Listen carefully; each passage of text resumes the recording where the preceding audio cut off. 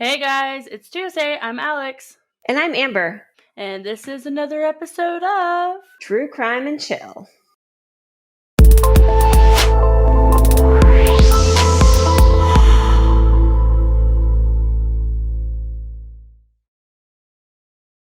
Hang on tight and put your tray tables in their upright positions because today's episode is going to be a bumpy ride. Bruh, what was that? Seriously, this case is rough. We always put the graphic disclaimer on our episodes, but it is required for this one. I mean, I suppose that's fair. This case is pretty graphic, so just a disclaimer out there, like, we're saying this now. Oh, yeah. If you're under the age of 18, don't listen to this. Or if you just make sure you have a strong constitution. So, Alex, do you remember what it was like back in middle school when you used to go over to friends' houses for sleepovers? I mean, yeah, there really was only one friend that I used to, go over to sleepovers with, but I know it drove her parents crazy. In high school, my best friend at the time, Teresa, would come stay the night on Tuesday nights. We called it Teresa Tuesdays. Okay, that's weird. Adorable, but weird, but, I mean... It's my superpower, what can I say? So on the morning of April 12th, 1981, 14-year-old Sheila Sharp returned from home from staying at her neighbor's, the Seabolt's house. Upon opening the front door, she was met with an absolutely horrific scene. She saw 3 bodies on the floor and large amounts of blood everywhere. The furthest body was covered with a blanket, and she also saw a knife on the floor between the doorway and the closest body, bent at such an angle she mistook it for an unopened pocket knife. She ran, screaming, of course, back to the Seabolts. Sheila and Mrs. Seabolt went to the nearest working phone across the street at the landlord's cabin, 25, and called the Plymouth County Sheriff's Office. Mr. Seabolt went back to Sheila's house to see if anybody was still alive. What he found were the bodies of Sheila's mother, Sue Sharp, her 15-year-old brother, John Sharp, and John's friend, Dana Wingate, who was 17. Sue, Sheila's mother, had been covered by a blanket, so fortunately that wasn't something Sheila had to witness that morning.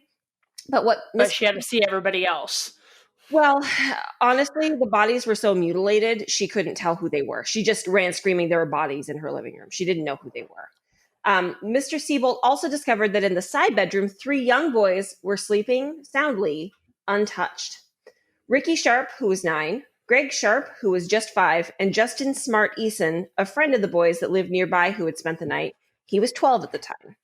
Mr. Seabolt and Sheila helped the boys out the bedroom window so they could avoid seeing the absolutely brutal scene in the living room. In fact, Ricky remembers being woken up by the banging on the window of them trying to get them out through the window.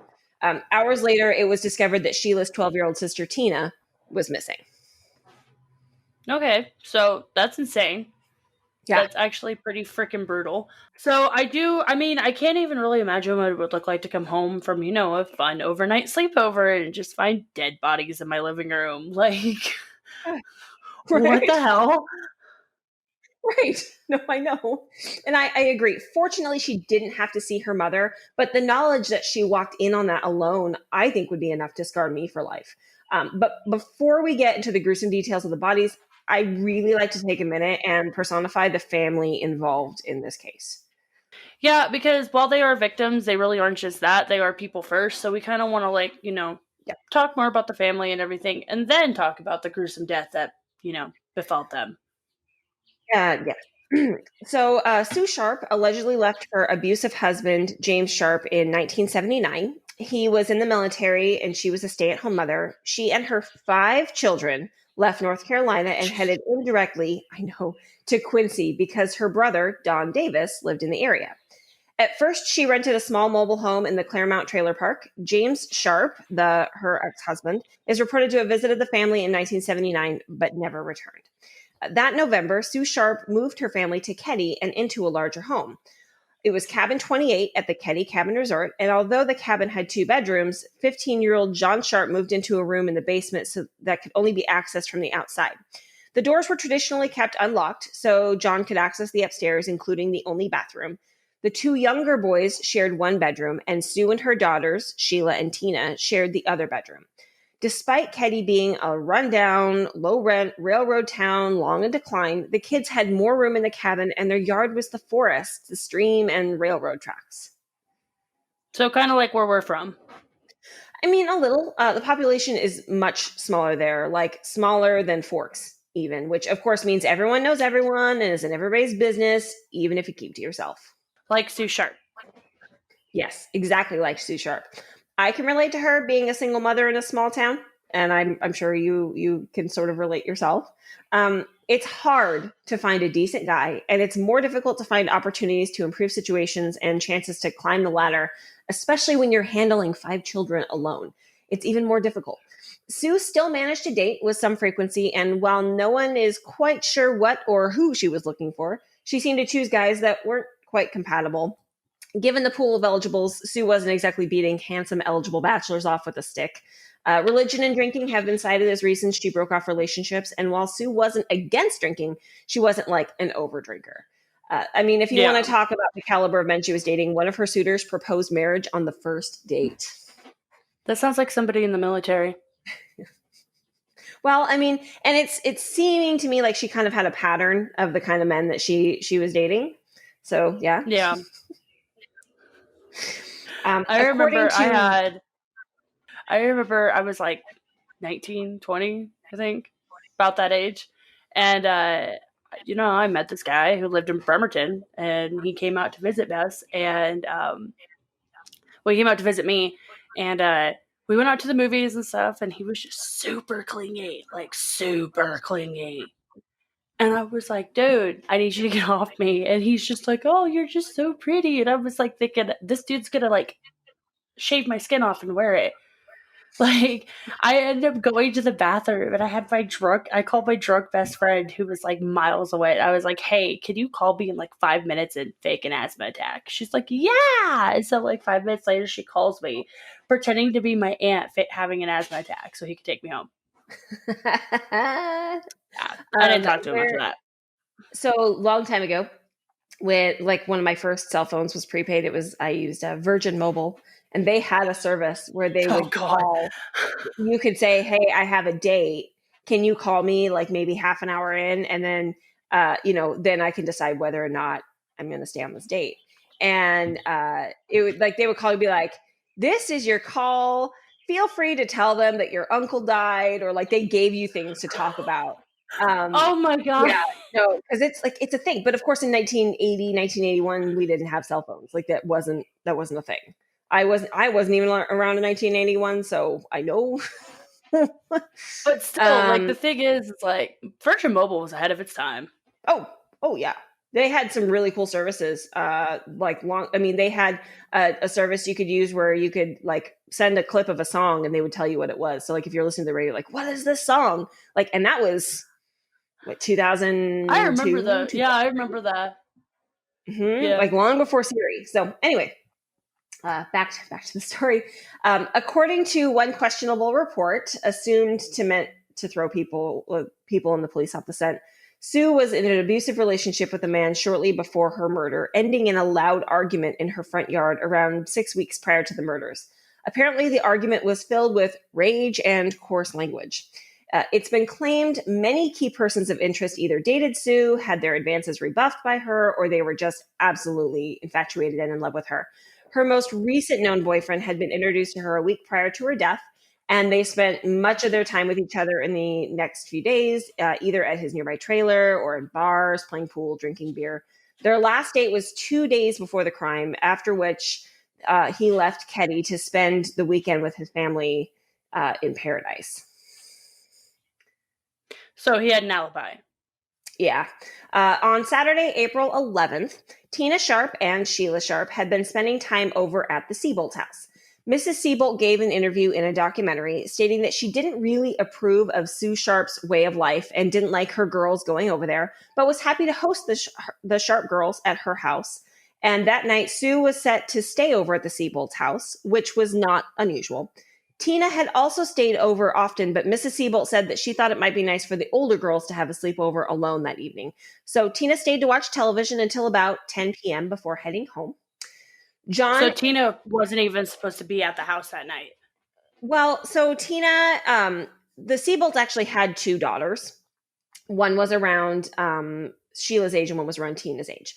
And Tina was stated, like, it's been said that she was kind of clingy with Sheila. I mean, they were the only two girls really in the family. Like, there were 3 boys and 2 girls, right? Yeah. And so Tina really looked up to Sheila, kind of was clingy with her. And I think Mrs. Siebold saw that and was like, she tends to always want to be in Sheila's business. And I really think that it just would be nice if Sheila could have a night with just her friend. Like, and in retrospect, like, of course, I'm sure she's kicking herself. Like, I could have maybe prevented Tina probably from being, but on the other hand, she knows that she probably saved Sheila's life by at least one of them stay that night.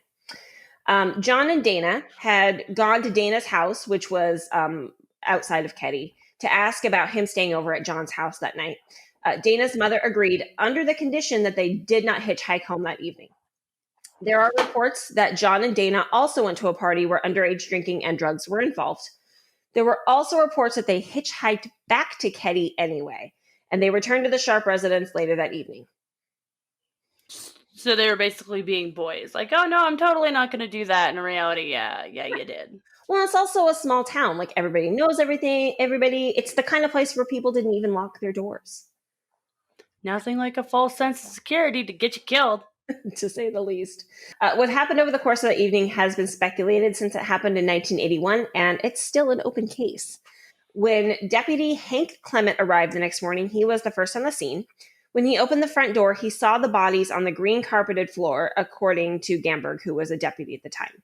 Although someone had covered the body of the mother with a blanket, it did little to relieve the haunting scene that the teen and law enforcement encountered. 15-year-old John... I'm sorry, but when you mean covered with a blanket, okay? Because in cases you normally read and stuff, like, the killer is remorseful and covers the body with a blanket. Was it like covered like remorsefully, or was it just like, oh hey, I don't want to look at you anymore, goodbye? So that's coming up, because that was one of the things. Because actually, believe it or not, they had the real life. It's not actually called the behavioral analysis unit, but they actually called the real unit to come and try and deliver a profile for this. Nice. Yeah, no, I thought that was really interesting. The biggest issue, though, and this comes up a little later, but not only was the department, the police department, known to be fairly corrupt and full of dirty cops, so was the Department of Justice. Yay! I know. That will come up later, though. So that actually does come up in this, and that's a big, important part, because I was thinking that, too, when I first read the evidence. I was like, oh, so they were, like, remorseful that they had to kill her. But then some of the other evidence, I was like, oh, got it. So let's get into let's talk about the bodies and how they were found. 15-year-old John was found closest to the front door. He was lying face up with his blood-covered hands bound together securely with medical tape. 17-year-old Dana was found next on his stomach with his badly damaged head resting partially on a sofa pillow. His ankles were firmly tied with an electrical cord that linked him to John, whose ankles were also bound. I feel like it's important to note that while it appeared Dana's hands had been bound at some point, they were not actually tied together anymore. There were just remnants of cord and tape on the wrists, but they were unbound. Sue Sharp was found lying very close to the sofa. Although she was lying on her side, naked from the waist down, there's evidence that someone rearranged her from an indecent position. That's probably when she was covered with the blanket. She was also tightly gagged. A blue bandana and her panties were used first, and then someone used medical tape. Sue had defensive injuries on her arm. Yeah. There were individual pools of blood on the living room floor and the sofa pillow, indicating the boys' bodies were also moved and staged, according to a current report from Gamberg, who, like I said before, was a deputy at the time, and he is now part of the ongoing investigation. Blood was not confined to the floor and on or around the victims. It was discovered on the wallpaper, along with some knife marks, and on some bedding in the living room. Some bedding in the bedroom that Sheila and her sister Tina shared with their mother. Blood was also found on the living room ceiling and the furniture. The bottoms of Sue's bare feet and the soles of one of the boys' shoes were also covered in blood, suggesting that they were mobile and stepped in it at some point. Blood was discovered on both. So this isn't something that is like one quick, I'm in, I'm out, kill. This is like, they spent hours on it. Yeah. Blood was discovered on both bedroom doors, and bloody fingerprints were discovered outside on the back stairs. There were 2 weapons, a hammer and a knife, that were found on a side table near the kitchen. The knife Sheila saw on the floor when she entered was actually a steak knife that had been used so forcefully that it was bent. In recent years, they have also uncovered an additional hammer found in a pond that they believe to have been used. All 3 victims sustained brutal blows to the head with a hammer or multiple hammers, and they were stabbed, sometimes repeatedly. An imprint matching that of a butt of an .880 rifle was also left on Sue's head. The throats of Sue and her son were cut. Dana suffered multiple head injuries and was manually strangled. The 3 other children present in a second bedroom were left untouched. A 4th victim, 12-year-old Tina, was missing. It would take those at the scene at least several hours to realize that she was missing. Okay, so looking at the floor plans and realizing exactly how much, because this crime scene is gruesome as hell. Like, it's gruesome as hell. Like, they literally walked in their own blood, in their friend's blood. How the hell did those boys not wake up in the back? Funny you should mention. So some neighbors reported waking up in the middle of the night and heard what they described as muffled screams. They wrote it off as maybe someone having an extra good time or a loud fight and went back to bed. So again, those kids should have woken up, and they should have, like, because it's not like they were teenagers, they were young kids. Their reaction isn't to go hide, it's to scream and go, oh God. So when police questioned the boys, they said they didn't know anything. But later, Justin Smart Eason would come forward and say he might have seen something. He underwent the process of hypnosis, and though the message was mixed, he was able to give composites for 2 suspects and said that he had come out to cover up Sue Sharp with the blanket, and also reportedly attempted to stop the bleeding on her chest. Blood was also reportedly found on his shoes, and they were taken in for evidence. Now, they didn't start doing DNA testing until 1985, so it's very uncommon to try and take DNA samples for testing. But they were able to, in recent years, get DNA evidence from some of the items taken from the crime scene, and Justin's DNA was found on some of it. But I do want to take a quick moment here and share a personal story that made it resonate with me about why this would probably be so hard for Justin to remember without help or without any sort of like dream ideals to cover it up. So back in the day, I used to babysit. Like, I actually used to do a lot of babysitting. I had quite a few families that I used to babysit for. And there were these 2 kids, a boy and a girl, brother and sister, and I used to really like babysitting for them. Like, they were kids that were the same age as one of my brothers, and I knew them from a summer camp that I helped out with.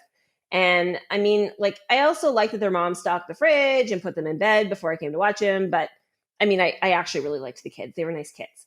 So one year, these kids went to a week-long away camp, and while they were on a hike, the boy disappeared. He was missing overnight, and the next day, later in the day, they found him. He appeared to have been beaten up. He couldn't talk. He couldn't remember what happened, and he ended up suffering brain damage and was never really able to recall what happened to him. So, okay, but did they try hypnosis with him like they did Justin? I truthfully don't know, but I do know that he never really became the same bubbly boy they had seen before and never really talked much after that, I'm sad to say. Okay, well, I understand that, because if it looked like he ended up getting beat up, but he got lost in a trail, he could have easily just, like, fallen down a ravine and not remembered it. But at the same time, with the Justin... But they also think that he, like, his brain as a self-defense mechanism, blocked out what happened. Well, yeah, no, that's completely natural. Like, that is. It happens with severe traumatic stuff and everything, which is understandable why Justin didn't like know or like remember. But go back to the DNA part where they found Justin's DNA. Was it ever decided that it was actually Justin's? Because familial DNA is a lot is similar. No, it was his DNA. Like, they found it. Okay. Yeah, no, it was his. Yeah. So back to Tina. Where is she? Like, we described like what happened to everybody else, but where is she in all of this? That story in itself is actually a huge mystery. It would be hours And I mean hours after the investigation started that they would realize Tina was missing. Obviously, they weren't going to ask the Sharp children to identify the brutally murdered bodies of their family members. So they called Sue Sharp's that might be brother a to good idea. identify. I said that might not be a good idea. Right.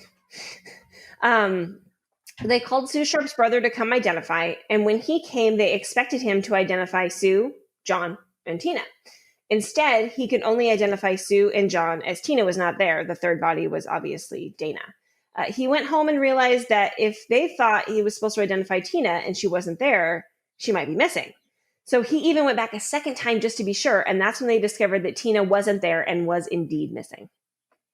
So did they ever find her? Yeah, that's where the story gets kind of weird.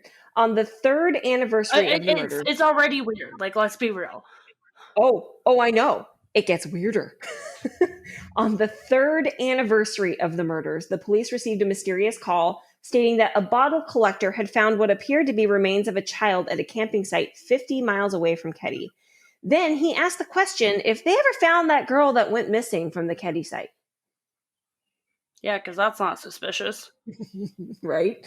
He didn't give a name or anything, but the tape was submitted into the evidence for the case. And when authorities arrived, they were able to investigate enough to know that the remains were unfortunately 12-year-old Tina. So did they ever figure out who was on tape?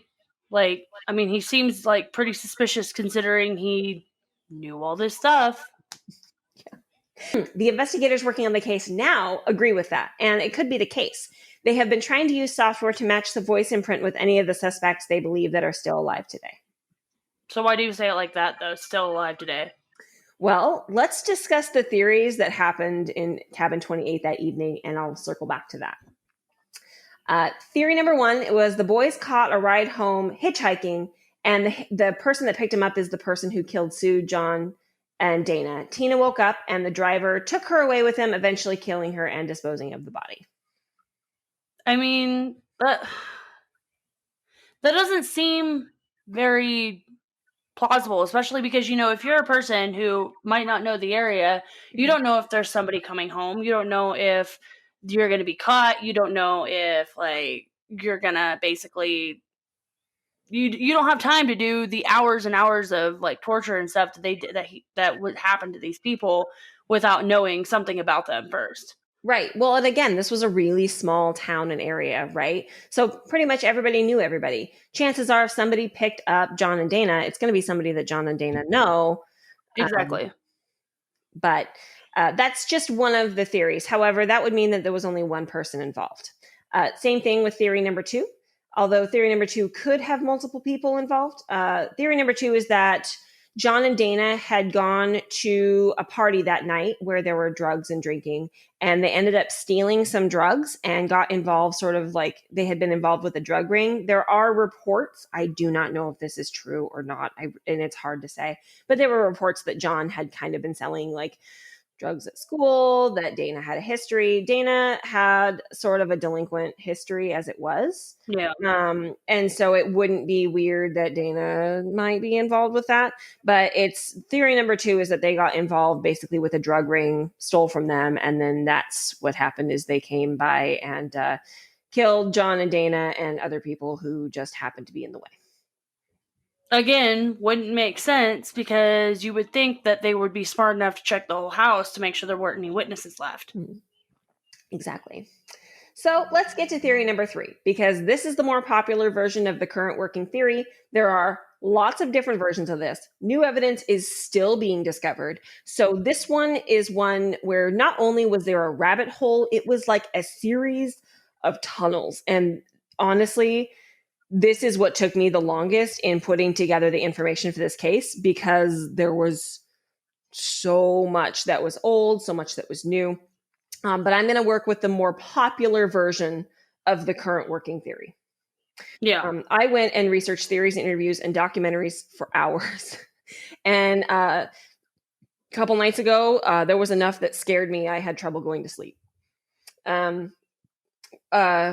So one of the best places for information is an online source who goes by DMAC.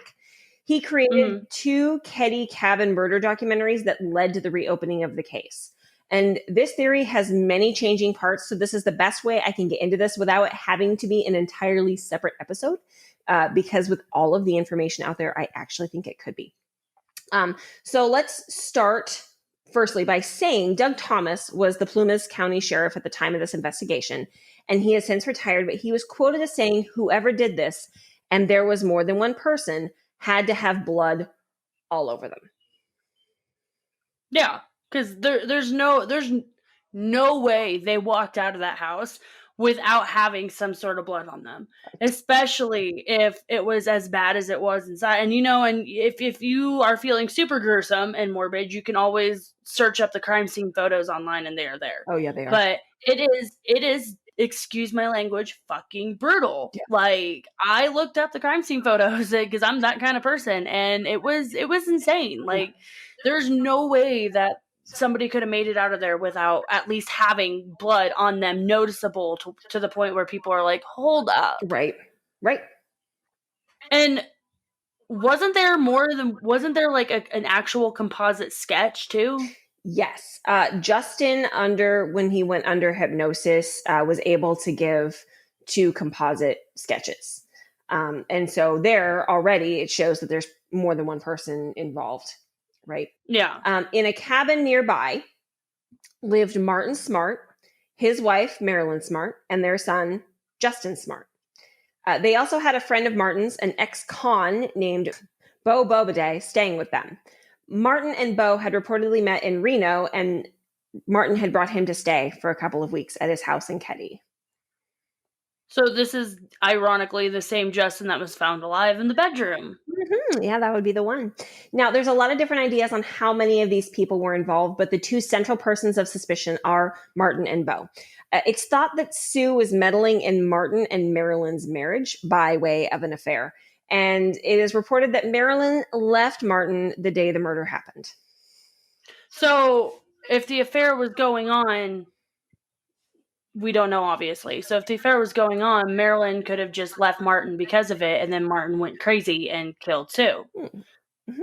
And that would explain why his kid is perfectly fine in the back room with the other two children. Yeah, it gets a little deeper and darker than that, but essentially, a crime of passion. You don't do that much damage and that much mutilation to someone without some sort of emotion behind it. But it's suspected that Martin and Bo went over with the intention of murdering Sue. And while in the process, Tina stepped out of her bedroom due to the noise, and also that John and Dana returned home to find things in progress. So essentially, Sue was the target. Dana, John, and Tina were just the wrong place at the wrong time. Mm-hmm. And like I said before, that would explain why the kids in the back were unharmed, because it's not like he can go back there and kill his own kid. I mean, right. kill these other kids and have his kid as a witness. Right. And not only that, but, kill all the other kids and, magically your son makes it out alive. But Martin Smart is Justin's dad, right? So, of course, the boys are going to go unharmed. And there's also bits of information, new interviews, and now DNA evidence that show that not only did Justin rearrange Sue from a more provocative position, but he's the one who put the blanket over her. However, it's currently thought that Justin moved Sue from the couch to the floor. And honestly, that would be too heavy for a 12-year-old boy. So it's also thought that Ricky came out and helped Justin move her.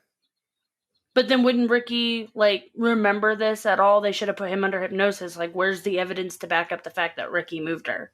So actually, it's really interesting. And this is something that I watched for the first time last night. There are these videos on the Keddie 28 the Keddie 28 YouTube page, which you can, we'll link at our website, True Crime and Chill. But there is an interview. So they tore down the cabin in 2004. And both Sheila and Ricky went and toured the house one last time before they tore it down. And it's really interesting to hear them talk. You can tell they're siblings, they kind of argued about where the couch was and, what was where and different things, there's this one picture I remember when it was taken, right here in the kitchen. It was like this when we lived here. But Ricky has some revelations, sort of just in passing, the way he just kind of says things. He was like, oh yeah, well, and then this, and you're like that's when he talked about remembering being woken up by banging on the window. And Yeah. it's interesting because he seems to remember a little bit more in that, and I think it might be evidence that's been submitted that hasn't really come out yet. Yeah. So, well, that's understandable. Right. So there's lots of evidence to back this theory up, and I kind of want to get into that. So let's start with a quote from Martin about the hammer that was found on the scene. He actually told police, and I quote, "I'd like to see the hammer. I've been in Sue's house. The only hammer I ever knew that come out of there was a wooden-handled one. My hammer is missing." Guess whose hammer was on the table in the house?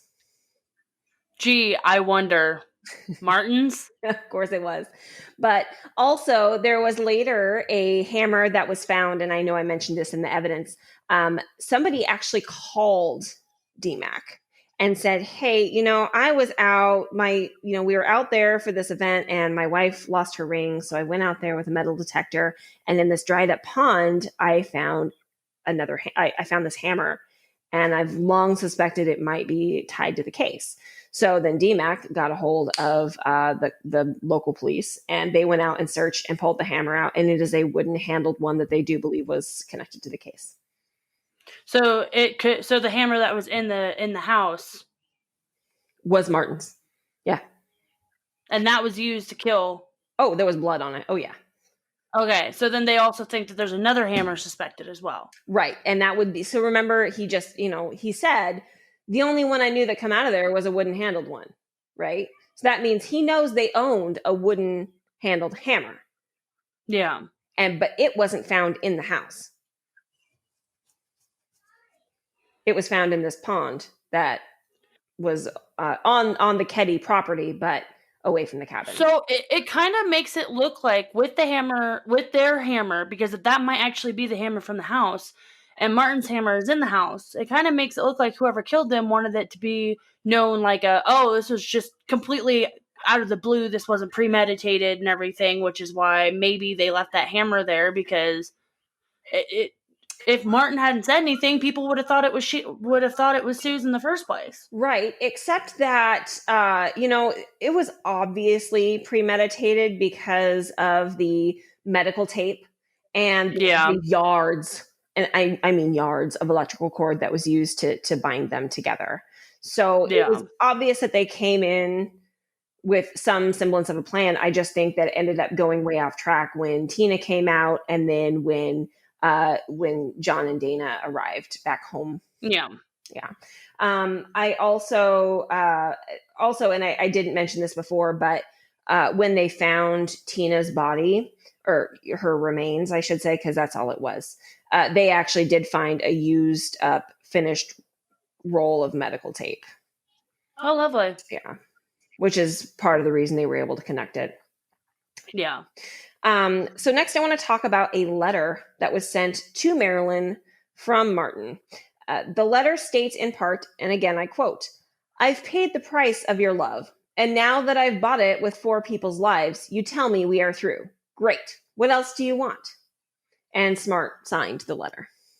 Of course he did, because, just because his last name is Smart doesn't mean he is smart. That is just...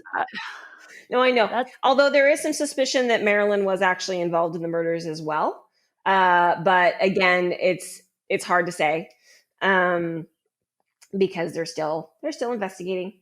But there was, lastly, a confession to a counselor that was never followed up with. Like a legit confession? Mm-hmm. Yeah. Smart allegedly wanted to clear his conscience and admitted to killing Sue and her daughter, Tina Sharp. So he went to speak with his counselor at the VA clinic in Reno. Quote, "I killed the woman and her daughter, but I didn't have anything to do with the boys," end quote, according to the counselor's recollection of from May of 1981. So, but a counselor isn't like a lawyer. It's not supposed to just remain confidential, correct? Like, Yeah, if it's somebody admitting to a murder, the counselor actually is required to report it. So Smart was probably under the false pretense that what he told his counselor would remain confidential. But the law states they have to report it when it comes to a confession of murder. So when asked for a motive from his counselor, Smart told the counselor he was convinced Sue was responsible for Marilyn wanting a divorce. And in looking what's been gathered about the Smarts' troubled relationship, there are many reasons why it wasn't working out for the couple. It seems their relationship was fairly dysfunctional, obviously, and it probably wasn't going to work out no matter what. Okay, so, but with all this evidence, like, he literally just confessed, like, hey, I did this and everything. Why haven't they solved the case yet? Oh, that's funny. You should ask. First off, the investigation and paperwork has a lot of poor reporting. For example, it's written in the police. Oh yeah, it's okay. Here's a huge. To me, this is a huge clue that something is wrong. It's written in the police report that they were called at 8:30. They arrived on scene, and then it was discovered at 9:30, an hour after a call about the murders, that Tina was missing. Sue's brother is on record stating they didn't realize it until much later in the day because he was asked to identify the bodies, that they thought Tina was one of them. So that alone tells me that some of the information was not correct in all the reports. Because if she was found missing at 9:30, don't you think they would have started a hunt? Like, oh, I don't know. Yeah, like right away. And second, and I don't know if I can stress this enough, Doug Thomas, the sheriff, was allegedly good friends with Martin Smart. Of course he was. Because why else? Jesus. Oh my God. And finally, it is more or less hard to convict people who are dead. Okay, wait. So Martin Smart's dead right now? Mm-hmm. Yeah. Lovely. The case was over 35 years ago, so with nothing in those first weeks that tied them to the crime, the original investigative sheriff says neither were charged, both left the area. Bo died in 1988, and Martin Smart died in 2006. Is anyone besides the kids still alive that's tied to this case? I mean, Sheila and her brothers are still alive. Justin is still around. And there are apparently some more people of questionable involvement who are still alive. So lots of evidence points to those people and is still waiting to be released. This case didn't just have rabbit holes, like I said. It is a tunnel system. The evidence seems to prove Dana and John died as true heroes, running the defense of Sue and Tina. Also, the murders had nothing to do with Dana or John or Tina. Marty and Bo were only after Sue and allegedly, possibly also Marilyn. As Marty said in his 1981 confession, they were just collateral damage. Truly a case of wrong place, wrong time. Okay, so, but here's my thing, okay? If they were really only after Sue and everything, if it was really true that Tina and Dana and John were all just collateral damage and all just happened to be at the wrong place at the wrong time, then that raises questions. Why didn't they just kill Tina at the crime scene too? Why didn't they just kill her like they killed her brother and her brother's friend and her mom? Some of the evidence now shows that might be the case. So why take her body though? Like, what is the point of taking her body if you're gonna leave everybody else? What is the point of taking her body and going? Like, my guess is he felt much more guilt for Tina. I mean, Tina was, she was petite, she was blonde, she was pretty. She was a little slower in school, but a lot of that the teachers have said probably is because, she was a single mother of 5 kids. Like, she really couldn't give Tina as much attention as she needed to in terms of school. Yeah. So but I really think that, she just, again, wrong place, wrong time. And so she was killed and there was remorse. And so she was removed from the scene. I mean, I don't know. That still doesn't make sense. Like, I know when I heard about it, I know when I first heard about it before I started actually like digging and reading what you had sent me and stuff, it was basically like, my first thought was, well, maybe it was somebody who was after Tina and Sue was standing in the way. Yep. And it kind of, maybe it was something like that. Maybe Martin had some kind of obsession with Tina and Sue stood in the way. Right. And there are theories that is possibly the case as well. But based on, when you really look at a murder of this grisly proportion, right? Mm-hmm. There has to be emotions behind it in some form or another, right? If they were just there to take Tina, it would have been like, kill these people and leave. And it's pretty obvious that they were there for a lengthy amount of time. Yeah, and then that also doesn't explain the boys in the back. Like, obviously, one of them was going to have to open the door. Right. So, did they, did they see him open, did they wake up and see him open the door and just convince them to go back to sleep? Because, he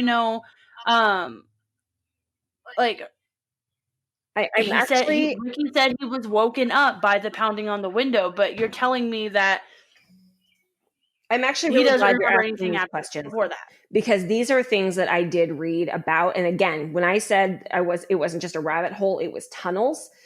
Yeah, it's all involved with this stuff too. There are things out there thinking and pointing towards the fact that Justin may have actually been forced to participate, which would also be why he felt so much remorse for Sue. Yeah. There is a report that Ricky remembers somebody yelling at Justin to close the goddamn door and go back in the bedroom.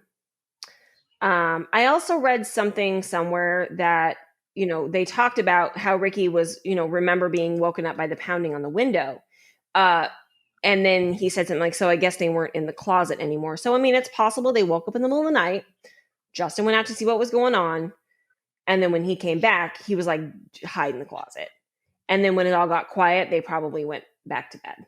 I mean, they're like, 5 and 12 and 9, right? Yeah. I mean, they're going to go back. Yeah. I don't think they're going to sleep in the closet, but maybe. It's possible that, there was banging on the window.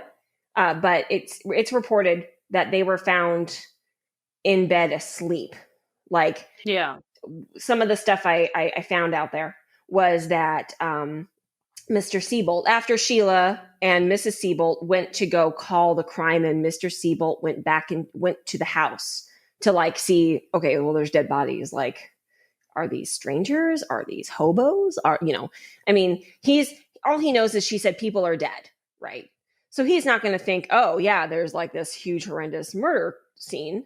So he went in, found the scene of the crime, was like, oh my God, where is everybody? Okay, well, obviously these are family members. Where's everybody else? Because, she's got 5 kids and they only can account for one of them. Yeah. So then he's searching through the house and he finds these boys sound asleep in their beds. Totally untouched.